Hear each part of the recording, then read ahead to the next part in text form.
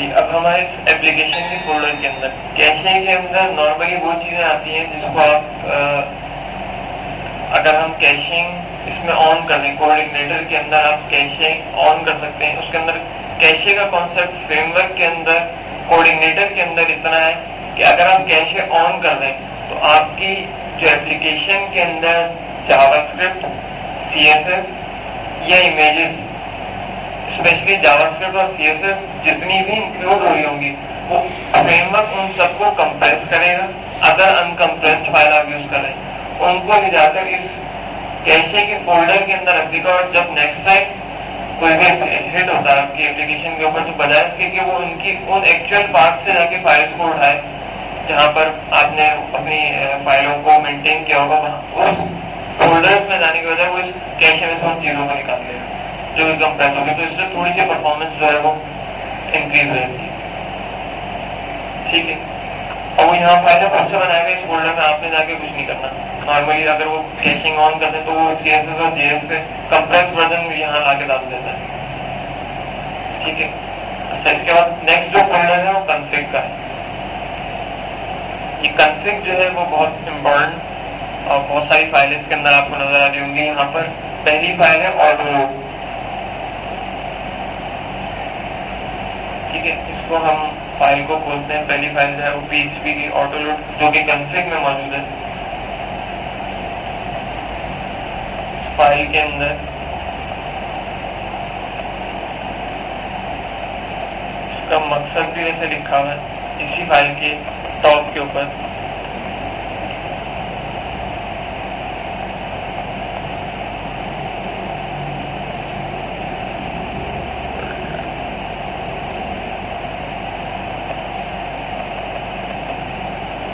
जरा मैं चाहूंगा कि आप लोग ये लाइन जो है वो एक दफा पढ़ लें। ऑटोलोड फाइल है कॉन्फ़िग के अंदर और ये लाइन जो है वो ये डिफाइन करेंगे इस फाइल का मकसद क्या है।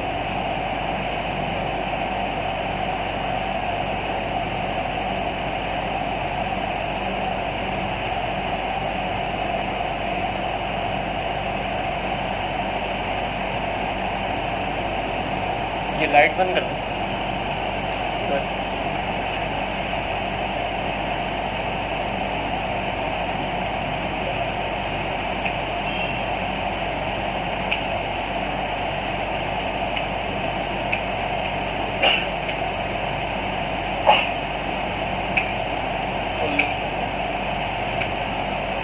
बाकी खोल दें लाइट।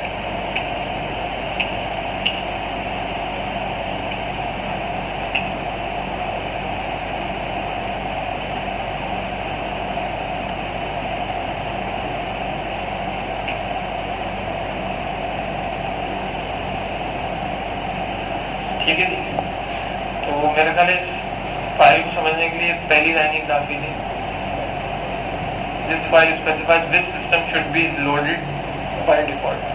मतलब कौन कौन सी चीजें आपको बाय डिफॉल्ट यानी कि एप्लीकेशन में बाय डिफॉल्ट चाहिए वो चीजें आप इसके अंदर मेंशन कर दें। किस तरह से मेंशन करेंगे वो इसमें पैटर्न भी दिया हुआ है। उस पैटर्न के ऊपर आप इसमें वो चीजें मेंशन कर दें तो वो चीजें आपको बाय डिफॉल्ट फर्स्ट हिट के ऊपर जैसे आपकी एप्लीकेशन इनिशियलाइज होगी वो चीजें आपको डिफॉल्ट में मिल जाएंगी। इसके लिए स्पेशल आपको कोई काम करना नहीं पड़ेगा। बाय डिफॉल्ट क्या क्या चीजें हो सकती हैं, आपके पास लाइब्रेरीज हो सकती हैं जो कि फ्रेमवर्क के अंदर मौजूद है, हेल्पर फाइल्स हो सकती हैं, वर्क फाइल्स हो सकती हैं, क्लासेस हो सकती हैं, मॉडल्स हो सकते हैं।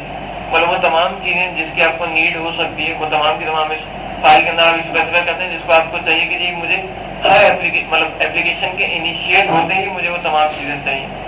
ठीक है, तो वो आप इस फाइल के अंदर मेंशन कर सकते हैं।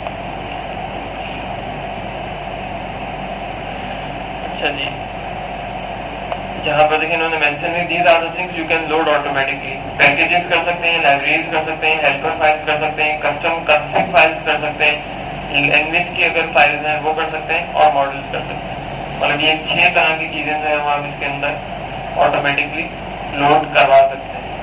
किस तरह से उसका पैटर्न अब यहाँ पर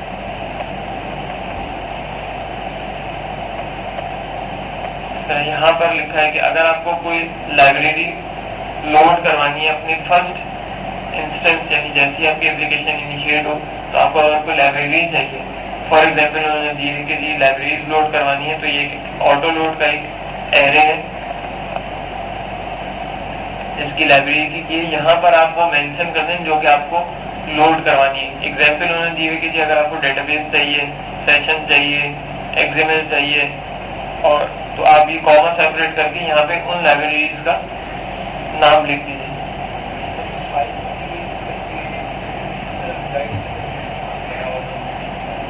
कौन सी फाइल?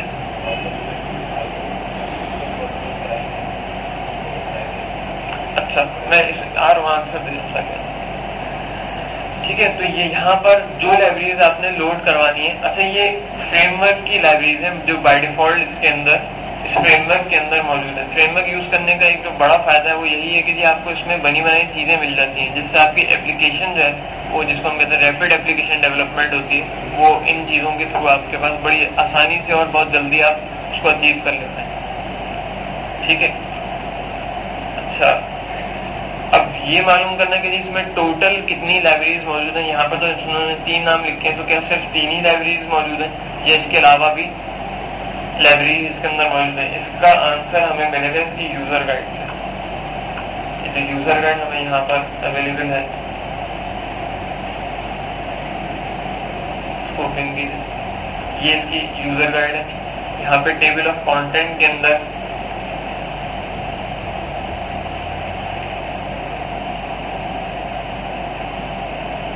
आइए, ये जितनी क्लासेस लिखी हुई यहाँ तक,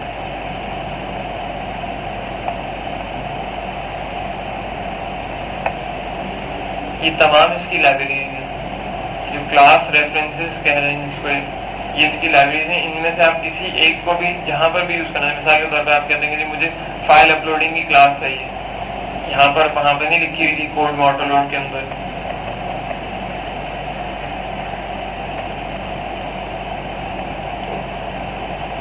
ये इस नाम की ये फाइल है क्लास है। इसका भी हम पैटर्न भी देख लेते हैं मजीद। ये क्लास इसके अंदर एक मौजूद है अपलोड की, आप सिर्फ वहां पे मेंशन कर दें ऑटो लोड के अंदर कि मुझे अपलोड की लाइब्रेरी भी चाहिए, तो वो लाइब्रेरी जो है वो इसके अंदर ऑटोमेटिकली लोड हो जाएगी इसके फर्स्ट इंस्टेंस पे। कि जहां पर आपको रिक्वेस्ट है वहां पर आप डायरेक्ट, अगर आप इस तरह से करेंगे जी यहाँ पर आप चंद लाइब्रेरी लोड करवा लें। अब आप कहते हैं कि जी मैं कहीं पर मुझे हर रिक्वेस्ट के ऊपर वो लाइब्रेरी चाहिए, जैसे मिसाल हो गया डेटाबेस है, अब आपको डेटाबेस होम पेज के लिए भी चाहिए क्योंकि होम पेज पे भी आपने प्रोडक्ट डिस्प्ले करनी है, और प्रोडक्ट कहाँ से आएंगी? लाजमी तौर पर डेटाबेस से। फिर आप जब उसकी प्रोडक्ट लिस्टिंग पेज पे जाते हैं वहां पे भी आप जो प्रोडक्ट्स उठाएंगे वो डेटाबेस से उठाएंगे। प्रोडक्ट डिटेल पेज पे जाते हैं वो भी आपका वहां पे भी काम डेटाबेस से। इसी तरह जितने पेजेस पे जाते हैं हर पेज के ऊपर आपको डेटाबेस की नीड है, तो हम कहते हैं कि मैं यहाँ पर डेटाबेस तो यूज करूंगा ही करूंगा, तो आप यहाँ पे मेंशन कर दीजिए मुझे डेटाबेस चाहिए। अब मिसाल के तौर पे अपलोड जो है वो सिर्फ आपको वहां चाहिए जहां से आप पिक्चर्स अपलोड कर रहे हैं या कोई फाइल अपलोड कर रहे हैं, तो इस चीज की नीड आपको हर जगह नहीं है। ऐसे ही तो जहां पर आपको अपलोड की लाइब्रेरी चाहिए होगी वहां पर आप ऑन रिक्वेस्ट उस अपलोड को इंक्लूड कर सकते हैं और उसको इस्तेमाल कर सकते हैं। वो किस तरह करेंगे उसको भी हम अभी देख लेंगे।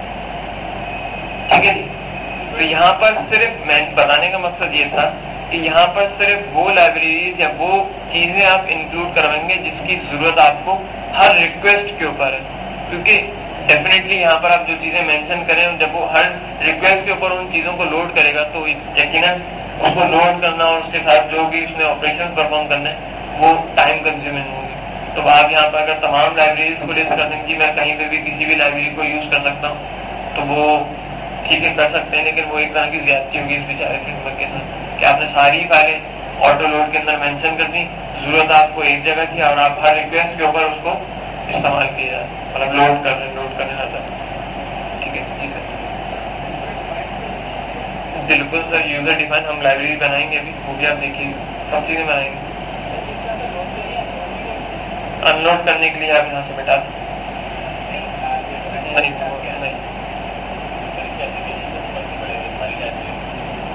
अगर सारी लाइब्रेरीज को लोड कर लेंगे तो अगर सबको यूज कर रहे हैं तो ठीक है, वो तो फिर अब मजबूरी है, लेकिन सबको यूज नहीं कर रहे, एक पेज पे एक को यूज कर रहे हैं, दूसरे पेज पे जाकर दूसरे को यूज कर रहे हैं, तो जब दूसरे पेज पे जाएं तभी उसको लोड करें। यहाँ पर सिर्फ वो मेंशन करें जिसकी आपको नीड हर रिक्वेस्ट के ऊपर। नहीं फर्क पड़ेगा, क्यों नहीं पड़ेगा? एप्लीकेशन डेफिनेटली आपकी हैवी हो जाएगी, परफॉर्मेंस आपकी स्लो हो जाएगी। ठीक है, मैं कहता हूँ मुझे यहाँ पर डेटाबेस चाहिए, मजीद कोई हेल्पर फाइल। यहाँ पर एक हेल्पर फाइल हम लिख लेते हैं URL की। तो URL की हेल्पर फाइल क्या करती है, इसको अभी हम थोड़ी देर में डिस्कस कर लेते हैं। अब क्योंकि ये एक हेल्पर फाइल है। अच्छा, एक चीज मैं आपको और मेंशन कर दूं, कोऑर्डिनेटर जो है वो कंप्लीटली ऑब्जेक्ट ओरिएंटेड प्रोग्रामिंग के ऊपर बेस नहीं करता। PHP तो नहीं करती, लेकिन जितनी PHP के अंदर ऑब्जेक्ट ओरिएंटेड प्रोग्रामिंग मौजूद है उस पूरे को इसने इम्प्लीमेंट नहीं किया हुआ। अब जितनी PHP के अंदर इटसेल्फ ऑब्जेक्ट ओरिएंटेड प्रोग्रामिंग पाई जाती है, उस पूरी PHP 5 के जो कॉन्सेप्ट्स हैं ऑब्जेक्ट ओरिएंटेड के, वो तमाम इनकॉर्पोरेटेड कोऑर्डिनेटर के अंदर नहीं है। अब कोऑर्डिनेटर काफी हद तक ऑब्जेक्ट ओरिएंटेड के ऊपर भी है, लेकिन इसके अंदर बहुत सारी चीजें जो है वो स्ट्रक्चर्ड प्रोग्रामिंग के ऊपर या प्रोसीजर लैंग्वेज के ऊपर है।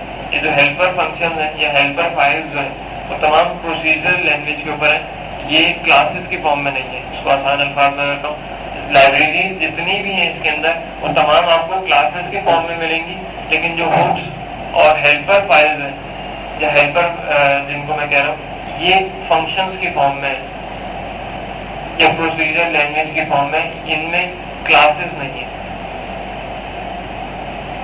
ठीक है, तो ये जो हेल्पर फाइल जो मैंने इंक्लूड की है URL की, ये प्रोसीजरल लैंग्वेज के ऊपर लिखी हुई हेल्पर फाइल है, फंक्शन है इसमें, और सिंपल हम उनको इस्तेमाल करेंगे।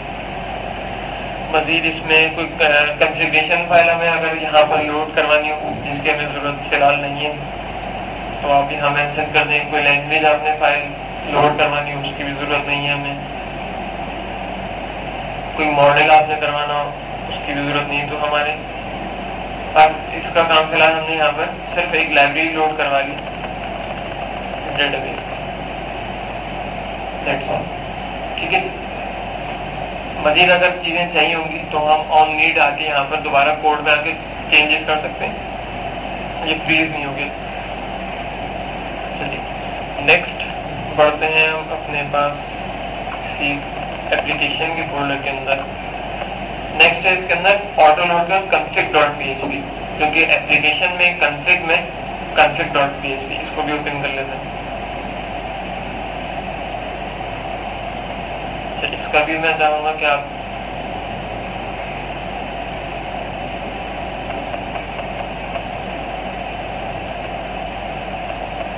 ये 2-3 लाइन्स पढ़ लीजिए। इस फाइल के अंदर क्या क्या चीजें हम डिफाइन करेंगे, क्या क्या चीजें हम यूज करेंगे।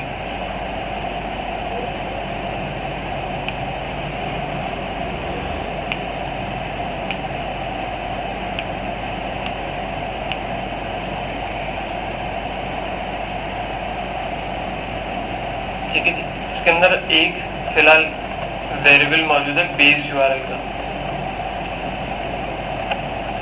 इसको ये करेंगे URL to your coordinator route, यानी कि जो आपके एप्लीकेशन का रूट है वो आप यहाँ पे बेस URL में डिफाइन कर दें, ताकि इस URL से रेलिवेंट वो इमेजेस, CSS और जितनी आगे चीजें मजीद होंगी वो इससे रेलिवेंट हो, यानी इस URL को यूज करते हुए तमाम चीजों को आगे बढ़ाएं आपके एप्लीकेशन के अंदर। ठीक है, तो हमारे पास यहाँ पर जो URL है वो ये है, तो हम यहाँ पर ये URL डिफाइन कर देते हैं। ये मेरे एप्लीकेशन का बेस URL है, तो मैं यहाँ पर ये डिफाइन करूँ। ठीक है,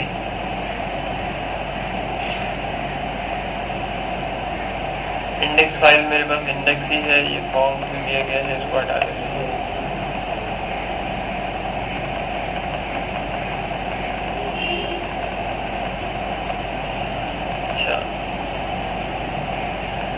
एक और चीज यहाँ पर मौजूद है, ये URI प्रोटोकॉल, जिसके आगे लिखा हुआ है ऑटो।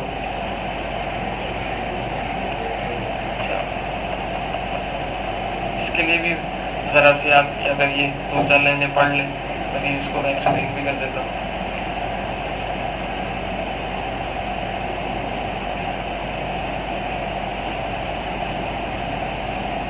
यहाँ पे इसका पर्पस नहीं लिखा हुआ।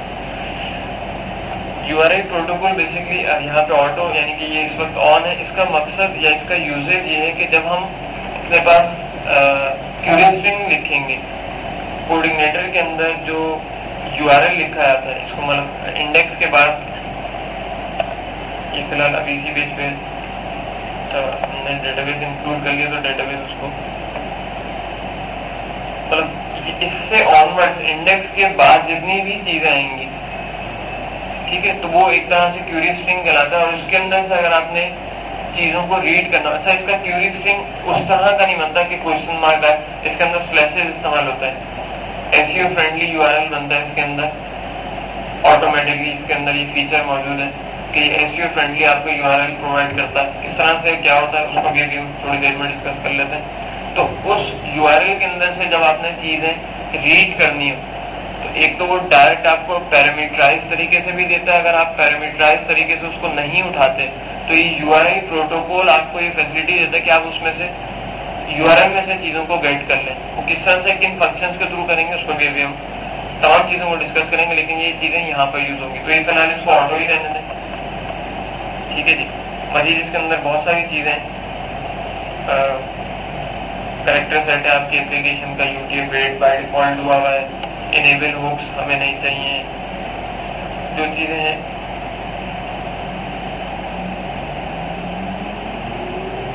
बहुत सारी चीजें इसको जो डिफॉल्ट है उनको यहीं पर रहने दें।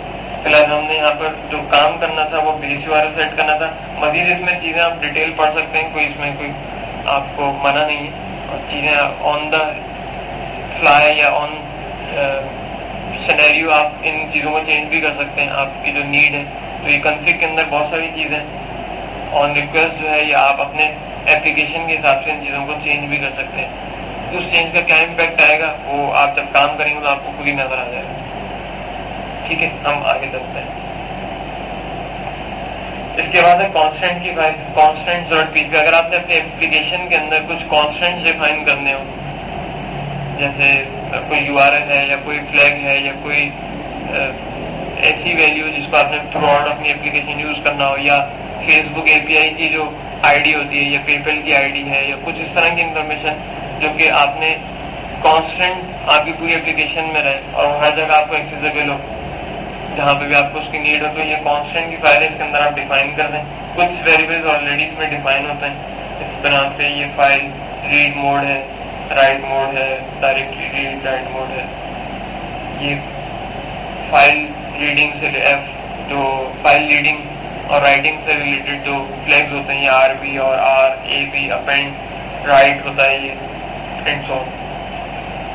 ये कुछ इसमें ऑलरेडी डिफाइन है। यहाँ पर मजीद अगर आप करना चाहें यहाँ पे अपने कॉन्स्टेंट्स मजीद यहाँ पर डिफाइन आप कर सकते हैं, ठीक है। नेक्स्ट फाइल है database.php।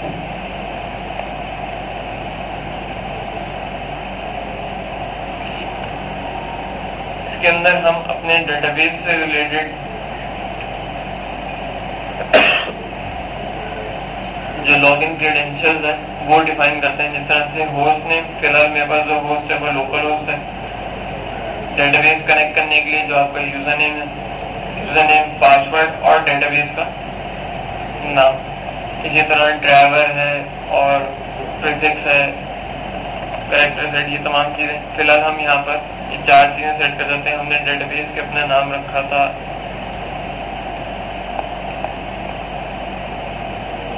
Electronic shop.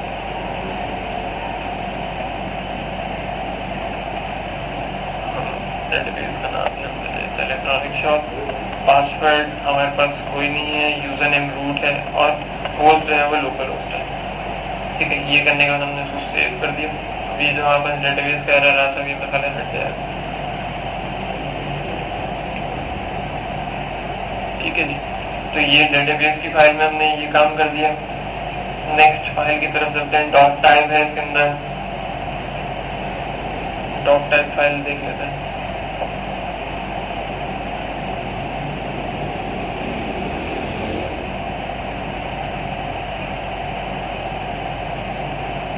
डिजाइनर है, कोई डिजाइनर है यहाँ पे, HTML डिजाइनर, XHTML डिजाइनर। ये अगर आप ये डॉक टाइप डिफाइन करें तो मैं ख्याल ज्यादा बेहतर होगा।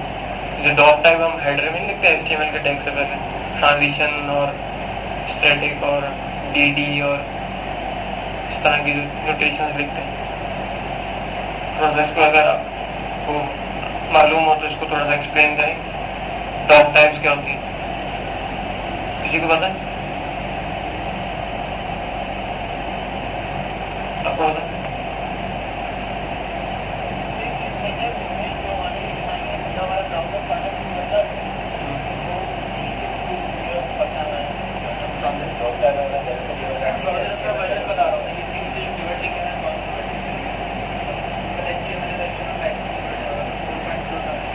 तो अगर मैं ना लिखूं तो नहीं चलता क्या? W? अच्छा, और एक दो पॉइंट चाहिए मजीद। आप क्या कह रहे थे?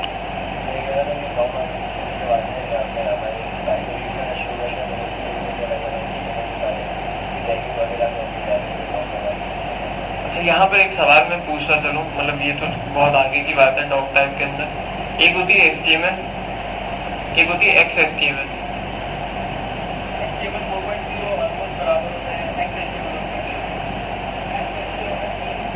वो तो वर्जनिंग पे ना है, मैं उस वर्जनिंग की बात नहीं कर रहा, वो तो आप मजीद आगे चले। सिंपल सा एक सवाल है कि एक होती है HTML, सिंपल HTML, एक होती है XHTML।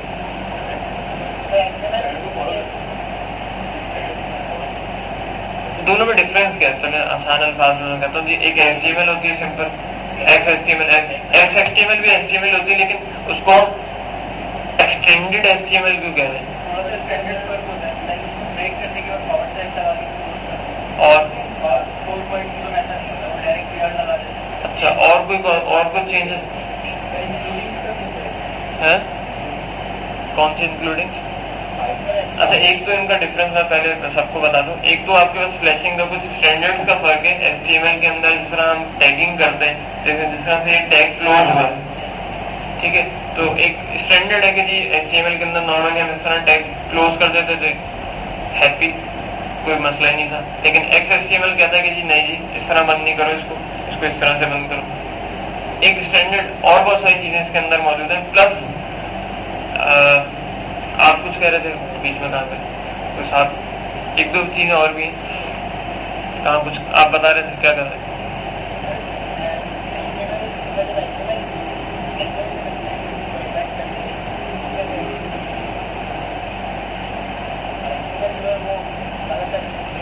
XML का इसमें ताल्लुक नहीं है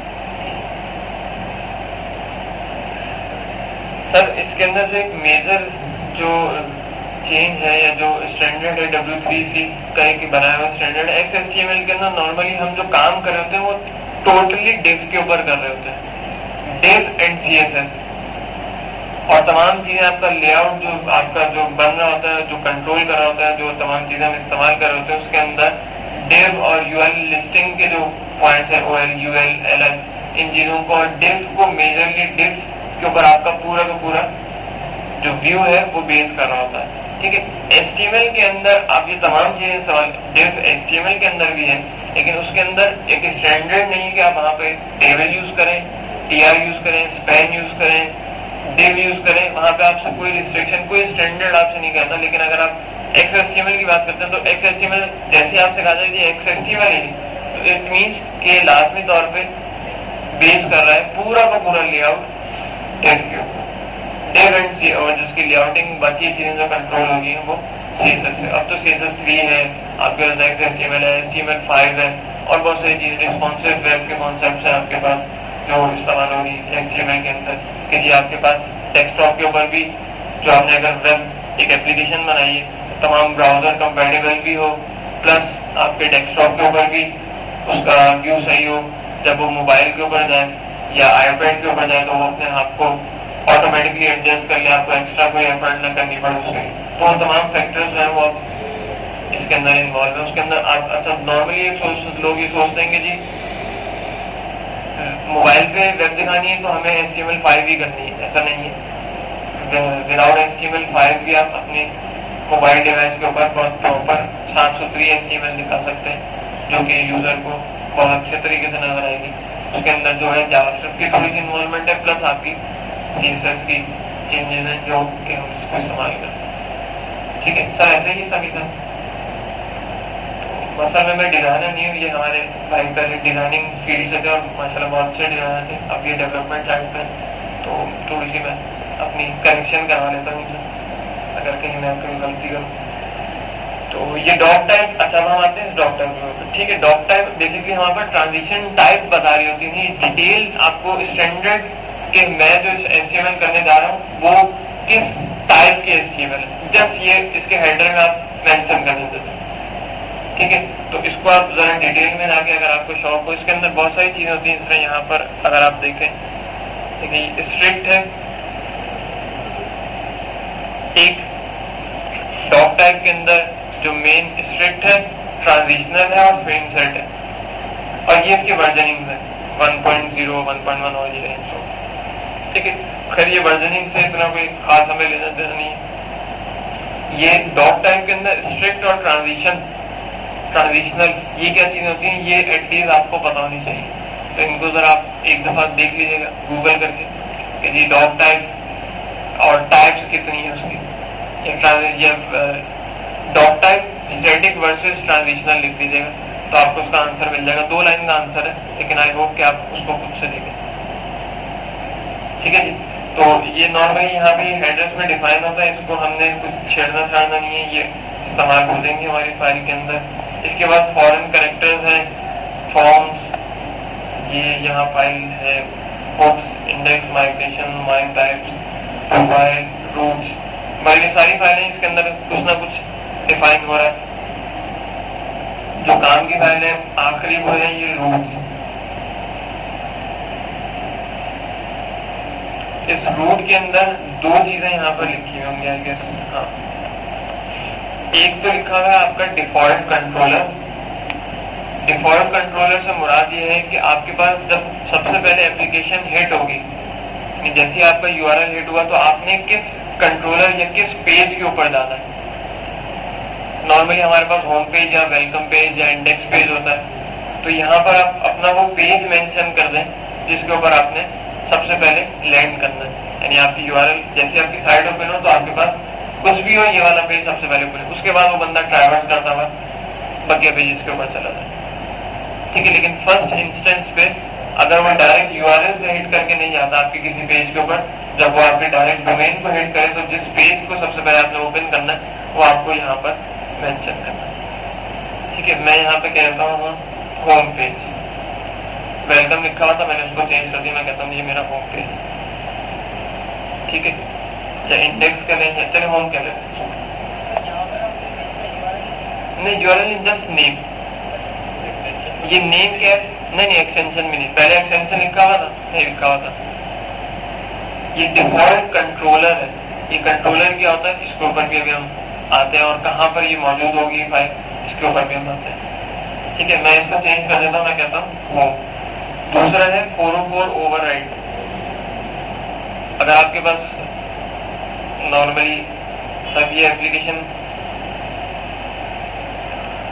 404 ओवरराइड से मुराद ये है कि अगर आपके पास कोई यूजर ऐसा URL हिट करता है या URL के अंदर जाके ऐसी चेंजेस करता है जो वो पेज एग्जिस्ट ही नहीं करता आपकी साइट पर, जिस तरह abc.com आपकी साइट है और उसके बाद जो है वो स्लैश लिख के किसी ने अपना नाम लिख के .html इंटर कर दिया। ठीक है, तो डेफिनेटली उसका नाम xyz.html पेज एग्जिस्ट नहीं करता, लेकिन डोमेन आपका है abc.com। तो आप चाहते हैं, मतलब नॉर्मली अगर इस तरह का कोई पेज हिट करे तो उसके बाद आएगा जी पेज नॉट फाउंड 404। तो आप चाहते हैं कि जी जब मेरे डोमेन पे हो और कोई ऐसे पेज को हिट करे जो कि एग्जिस्ट नहीं करता, तो उसका मेरा कस्टम पेज दिखाओ। जिस तरह याहू या गूगल के ऊपर अगर आप देखें तो 404 वहां पे आप नहीं देख सकते, वो आएगा नहीं। हमेशा आपको अगर डोमेन से होती तो वो एक कार्टून पेज पे लेता है जो टूटा फूटा सा होता है, वो कहता है कि ये page oops page not found. ठीक है, तो वो उनका कस्टम 404 पेज होता है। तो आप कस्टम 404 पेज बनाए तो उसका यहाँ पर नाम दे दें, ये मेरा अपना कस्टम 404 पेज है। बनाना एक अच्छी बात है, बना ले तो भी ठीक है, नहीं बनाए तो भी ठीक है। ये इस फ्लैग का नाम मतलब इस की का नाम सेम रखें। आप यहाँ पे अपना नाम लिख दें, मैं अपना नाम लिख देता हूँ। जब नॉट फाउंड हो तो इस पेज पे चला जाए, ठीक है। नहीं एक्सटेंशन नहीं देना सर, तो देखते हैं भी कैसे जाएगा, चला जाएगा, आप फिक्र नहीं करें, उसको पता है, वो समझदार है, ठीक है जी। यहाँ तक बात क्लियर है? अच्छा जी,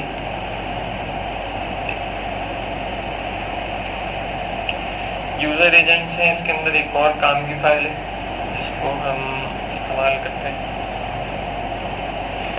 बल्कि इसको भी छोड़ बस ये आखिरी रूट की फाइल थी जो कि कंफिग के अंदर जिसमें हमने चेंज किया, बाकी किसी फाइल में फिल वक्त हमें चेंज करने की जरूरत नहीं है। ये अभी तक हमारे पास ये एप्लीकेशन चल रही थी। अब जब मैं अपनी एप्लीकेशन को चलाऊंगा तो ये कहता है 404 पेज नॉट फाउंड, ठीक है। अच्छा, इसका रीजन ये है कि मैंने जो रूट्स के अंदर अपना होम पेज डिफाइन किया, ये होम पेज मैंने अभी तक बनाया नहीं है। वो वेलकम पेज उसमें डिफॉल्ट मौजूद था, लेकिन मैंने अपना होम पेज बनाया नहीं है, ठीक है। अब इसके बाद नेक्स्ट फोल्डर है कंट्रोलर का, इसके अंदर चले आते हैं, ठीक है। तो ये चैट तो मैंने बनाया था, इसके अंदर ये दो फाइल आपको मिलेंगी, ठीक है। ये भी वो वेलकम फाइल जिसके ऊपर वो हिट कर रहा था, और यहाँ पे इसका एक्सटेंशन दिया हुआ है। वहां पर हमने एक्सटेंशन नहीं दिया था, लेकिन यहाँ पर एक्सटेंशन फाइल का एक्सटेंशन दिया हुआ है, ठीक है। तो यहाँ पर मैं एक फाइल बना लेता हूँ जी, इसका नाम होम कर दो, अच्छा से पाकिस्तानी नाम होम, ठीक है। अब इसको चलाते हैं तो विभिन्न चलते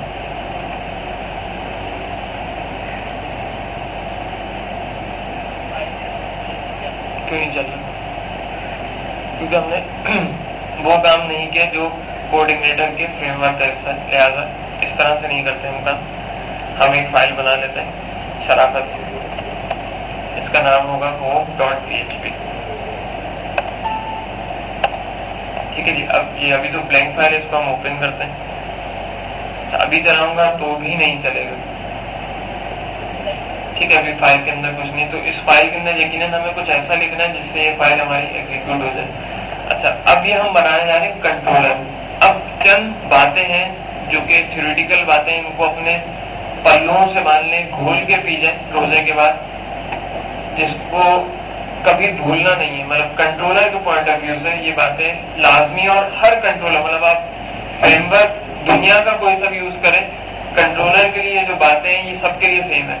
और किसी भी लैंग्वेज में आप एमवीसी पैटर्न यूज करें, उसके अंदर कंट्रोलर की ये जो बातें मैं बताने जा रहा हूँ ये एज इट इज सेम होंगी, जो कि हम अभी डिस्कस करेंगे। पहली बात, कंट्रोलर वो पेज है जो कि आपके पेज को कंट्रोल कर रहा होगा,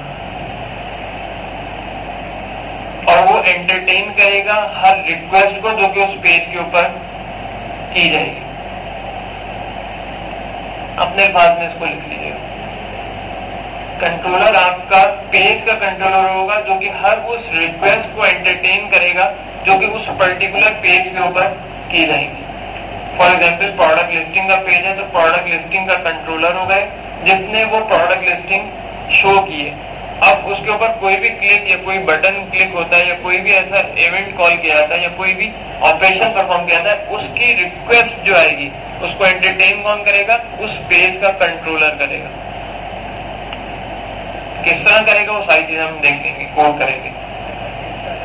हर पेज का अलग कंट्रोलर होना बहुत अच्छी बात है। आप चाहे एक बना दें, पूरी एप्लीकेशन एक ही कंट्रोलर से मैनेज कर लें, जो कि लोग करते हैं अमूमन नहीं, बहुत कम।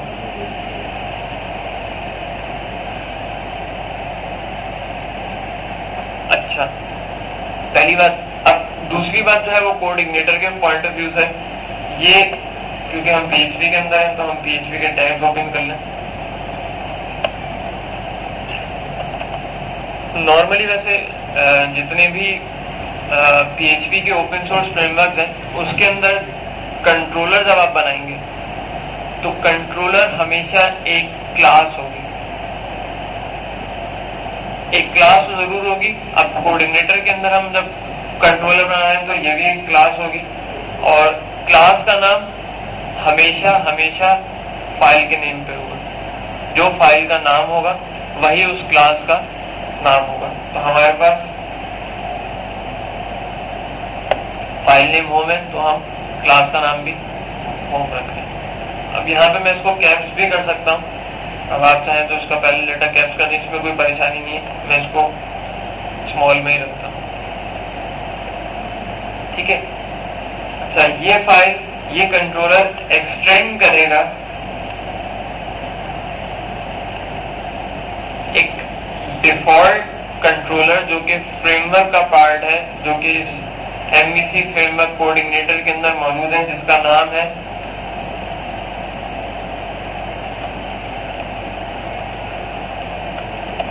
CI_ controller.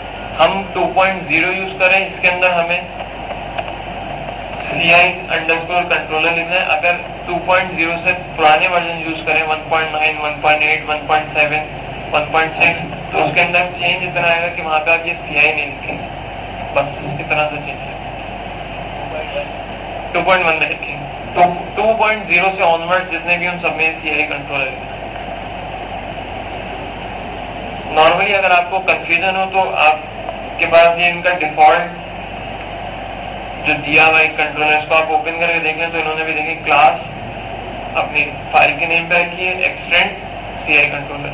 अगर आपके पास पुराने वर्जन होंगे तो उसके अंदर ये वेलकम फाइल के अंदर सिर्फ कंट्रोलर लिखा होगा, CI कंट्रोलर नहीं होगा। तो हम इसको फॉलो करते हैं, ठीक है जी।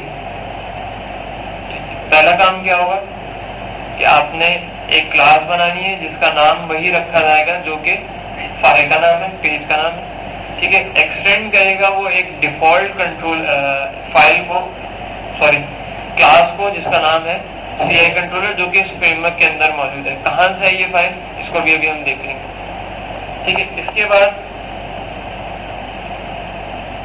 सेकेंड स्टेप क्या किया जाएगा, इसके अंदर हम लिखेंगे एक डिफॉल्ट कंस्ट्रक्टर, सॉरी डिफॉल्ट नहीं, एक कंस्ट्रक्टर लिखेंगे इस तरह से।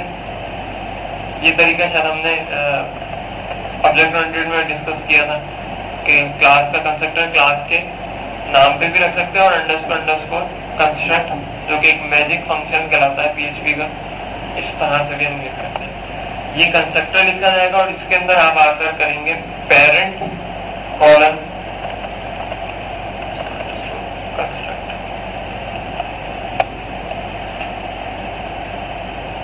ये क्या करेगा कि ये पेरेंट जो कि इस फाइल का यानी इस क्लास का जो पेरेंट है CI कंट्रोलर, इसका कंस्ट्रक्टर कॉल करेगा, ये नहीं, ठीक है। ये आपने पहले अपनी क्लास के अंदर कंट्रोलर लिखा, कंट्रोलर के अंदर एक कंस्ट्रक्टर बनाया, कंस्ट्रक्टर के अंदर पेरेंट के कंस्ट्रक्टर को कॉल कर दिया। ये आपका दूसरा काम हो गया जो कि आपने हर कंट्रोलर में करना ही करना है। तीसरा काम क्या करना है, आपने एक और फंक्शन लिखिए जिसका नाम होगा इंडेक्स,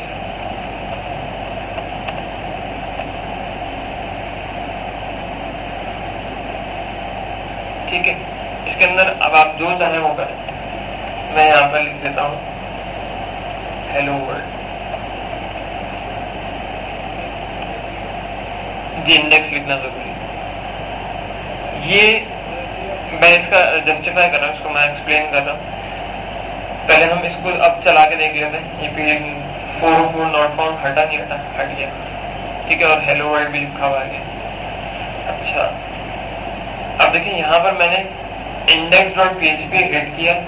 अब ये मेरी फाइल तक पहुंचा कैसे, जो कि ये वाली फाइल है रूट्स के अंदर, जो कि कंफिग में मौजूद थी फाइल। वहां पर मैंने जाके अपना डिफॉल्ट कंट्रोलर होम सेट किया। होम के अंदर आने के बाद मैंने ये अपना होम की क्लास बनाई, कंस्ट्रक्टर लिखा और एक डिफॉल्ट फंक्शन कहलाता है ये इसका, जो कि हर कंट्रोलर के अंदर मौजूद होना चाहिए कि अगर आपके पास कोई बंदा इस कंट्रोलर को हिट करता है। यूआरएल के थ्रू भी हम इस कंट्रोलर को हिट कर सकते हैं, किस तरह से वो मैं आपको भी बता देता हूँ।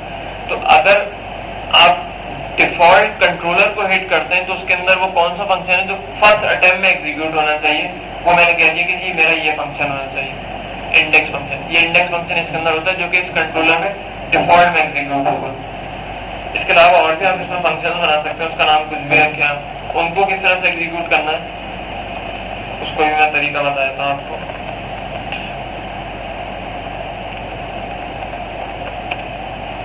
मैं यहाँ पे लिखता हूँ टेस्ट फंक्शन।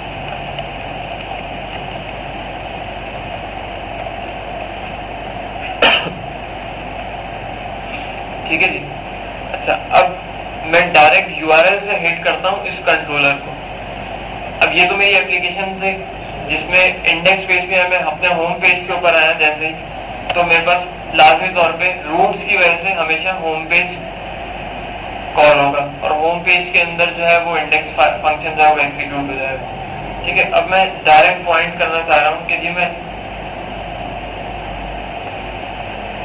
हिट करूँ डायरेक्ट अपने होम के कंट्रोलर को। तो ये index.php, इसके बाद मैंने दोबारा स्लैश दिया, इसके बाद मैं अपने कंट्रोलर का नाम दे सकता हूँ डायरेक्ट। आप इसके बाद अपने होम और मैं इसको हिट करूँ तो भी ये कंट्रोलर हिट हो रहा है। इसके बाद मैं फंक्शन का नाम देना चाहूँ, अगर आप लोगों को यूआरएल नजर नहीं आ रहा तो मैं इसको यहाँ लिख देता हूँ। मेरे पास अब यूआरएल कुछ इस किस्म का हो चुका है,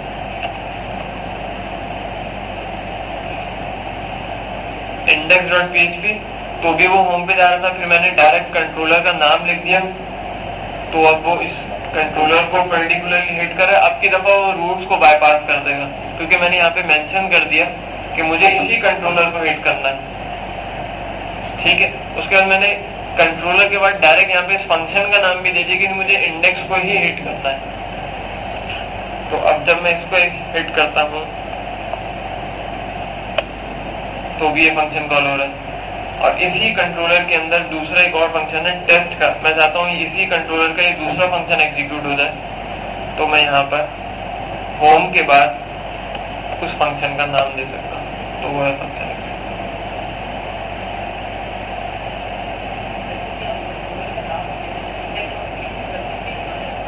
index.php करते हैं तो जो रूट्स में हमने डिफाइन किए होम, तो डायरेक्ट उस पर चला है।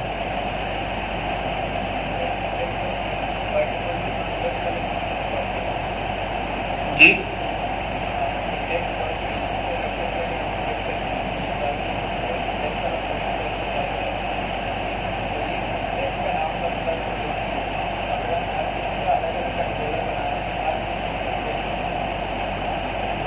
जी, हर पेज में हर कंट्रोलर में इंडेक्स ही होगा,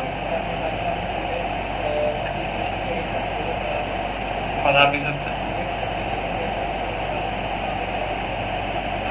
इंडेक्स कंट्रोलर का तो डिफॉल्ट फंक्शन इंडेक्स ही होगा। ठीक है जी। हाँ, अच्छा, दूसरी बात ये कंट्रोलर के लिए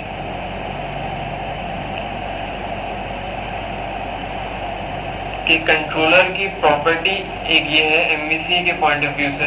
एमवीसी जब हम फ्रेमवर्क की बात करते हैं या एमवीसी डिजाइन पैटर्न की बात करते हैं तो कंट्रोलर की एक खासियत ये है कि कंट्रोलर के अंदर echo, print, printer, HTML, CSS या जावास्क्रिप्ट लिखना ऐसा है जैसे कंट्रोलर को गाली देना। ठीक है, कंट्रोलर में ये काम बिल्कुल बिल्कुल बिल्कुल भी नहीं करना। ये जो मैंने यहाँ पे किया है जस्ट फॉर टेस्टिंग किया था, तो हम इसको तौबा कर लेते हैं, हटा देते हैं। ठीक है, और इस तरह के कोई भी काम हमने यहाँ पर नहीं करने। अच्छा, इसके लिए डेफिनेटली ये जो प्रिंटिंग का काम है या जो एचटीएमएल या सीएसएस से रिलेटेड काम है, इसको हम अलग जगह पर मेंटेन करते हैं। ये आपका कंट्रोलर है, इसके अंदर हमने इस तरह के काम नहीं करने। तो यकीनन हमें जो एचटीएमएल या सीएसएस या जो प्रेजेंटेशन लेयर के ऊपर चीजें दिखानी है, वो चीजें दिखानी है, तो वो कहाँ पर करेंगे, उसके लिए हमें अलग से उसने जगह दी है। यहाँ पर हमारे पास एक और फोल्डर है व्यूज का।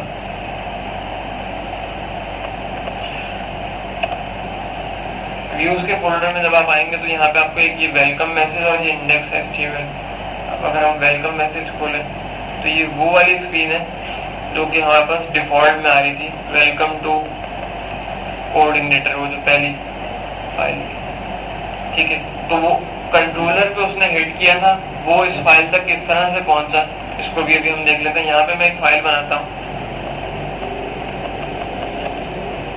इसको मैं कहता हूँ मेरा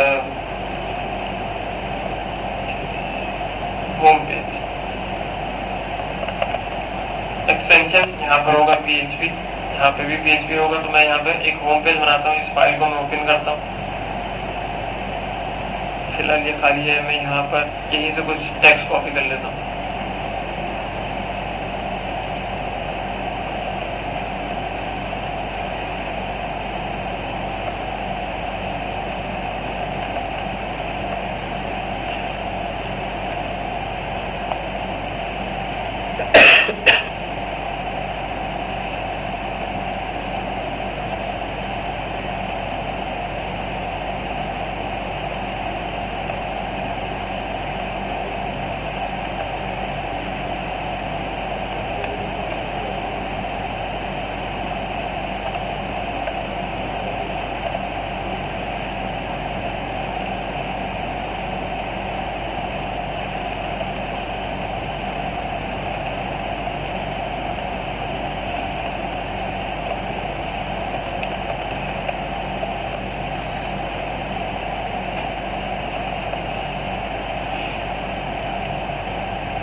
ठीक है जी, मैंने ये HTML फॉर्मेट में छोटा सा एक टेक्स्ट लिख दिया, होम पेज। इस फाइल को मुझे अब अपने इस कंट्रोलर में इस्तेमाल करना है। इसको इस्तेमाल करने के लिए हमारे पास एक तरीकाकार मौजूद है जो कि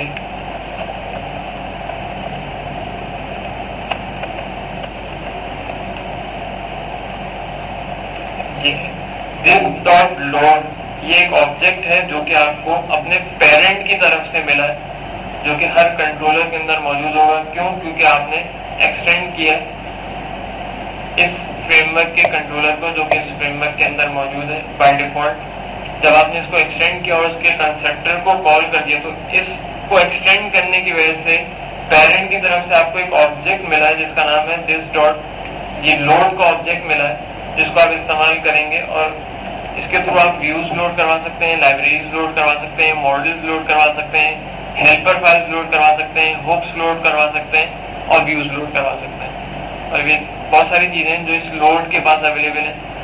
और उसको पता है कि अगर आप व्यू की बात करें तो व्यू के फोल्डर में होगा। अगर आप this dot load dot model कहते हैं कि जी मुझे मॉडल लोड करना है, तो वो मॉडल के फोल्डर में से जाकर उठाएगा। अगर आप कहते हैं कि जी मुझे हेल्पर लोड करना है, तो वो डेफिनेटली उसको पता है कि जी हेल्पर है, तो उसकी हर एक की अपनी अपनी पोजीशन है, अपनी अपनी लोकेशन है, वो चीज वहीं पर जाके ढूंढेगा जिसके थ्रू आप उसको कॉल करेंगे। हेल्पर आप कहते हैं कि मुझे लोड हेल्पर करना है, तो डेफिनेटली वो हेल्पर के फोल्डर में जाके उसको सर्च करेगा, जो कि आप यहाँ पर उसको पैरामीटर पास करेंगे। और ये डेफिनेटली उस फाइल का नाम होगा जिसको आपने लोड करवाना है। जी हाँ, जितने भी आपके व्यूज होंगे वो आप कंट्रोलर में इस तरह से लोड करवाएंगे। ठीक है जी। अच्छा, अब हम जी सर, ये आखिरी बात है। अच्छा, ताकि 10 मिनट आप मेरे साथ कर लीजिएगा सर। अच्छा, बस खत्म कर दें।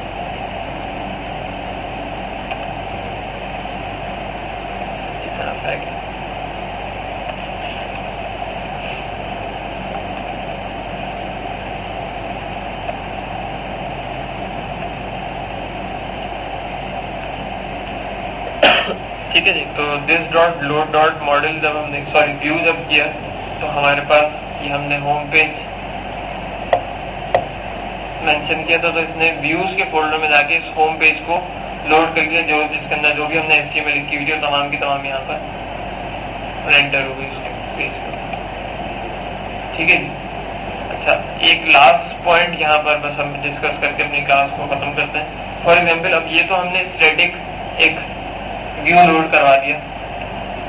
अगर आपने कोई डेटा फेच किया डेटाबेस वगैरह से, बहुत सारी चीजें हमने फेच की, पेजिनेशन की, सेशन में रखा, बहुत सारे काम करने के बाद कुछ अमाउंट ऑफ डेटा जो है वो आपने अपने व्यू के ऊपर मेंशन करना था। मिसाल प्रोडक्ट लिस्टिंग ही करनी है, ठीक है, तो आप प्रोडक्ट लिस्टिंग गेट करेंगे तमाम की तमाम इस कंट्रोलर के ऊपर, और फाइनली वो जो वैल्यूज होंगी वो वैल्यू सेंड करेंगे आप अपने व्यू के ऊपर, और व्यू उन वैल्यूज को या उस लिस्ट को शो करवाएगा, ठीक है। तो मैं यहाँ पर फॉर एग्जांपल एक वेरिएबल, सिंपल फिलहाल हम एक वेरिएबल ले लेते हैं, ये 10, तो मैं कहता हूँ शॉप पे,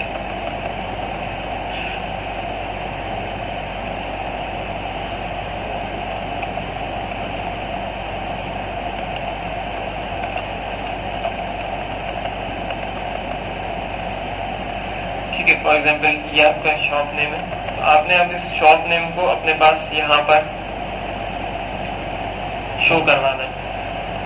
तो अगर मैं व्यू के ऊपर जाकर कहीं पे भी लिखता हूँ, तो पहले हम यहीं पे इसको लिख देते हैं। किसी वेरिएबल को जब आप सेंड करना चाहते हैं अपने व्यू के ऊपर, कंट्रोलर से व्यू के ऊपर, तो उसका तरीकाकार ये कि आप कोई भी एक एरे ले लें, किसी भी नाम का एक एरे ले लें और उसकी की रखें इस तरह से, मैंने ये काम किया, और उस एरे को आप कॉमा करके व्यू के बाद इस तरह से पास कर दें, ठीक है। अब होगा ये कि जो भी जितनी भी वैल्यू यहाँ पर, तो फिलहाल एक वैल्यू है, मैं यहाँ पर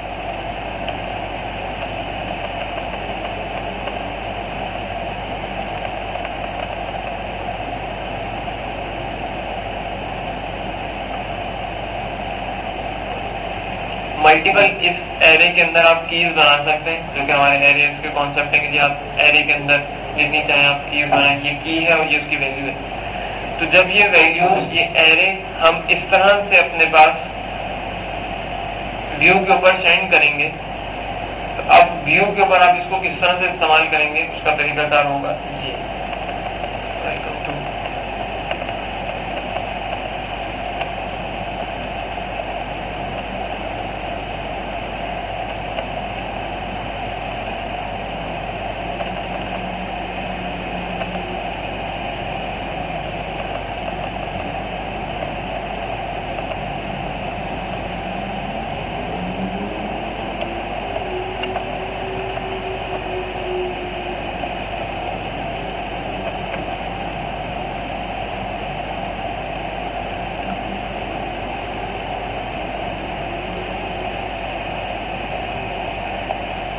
यहाँ पर जो आपने की रखी थी कंट्रोलर के ऊपर, उस एरे के अंदर जो की थी, उस नाम का वेरिएबल आपको अपने व्यू के ऊपर अवेलेबल होगा।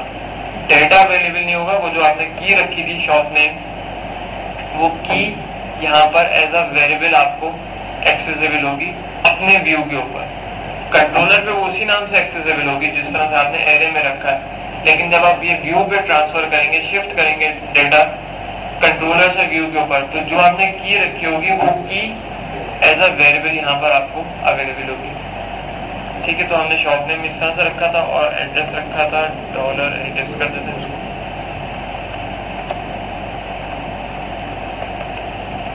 ठीक है जी।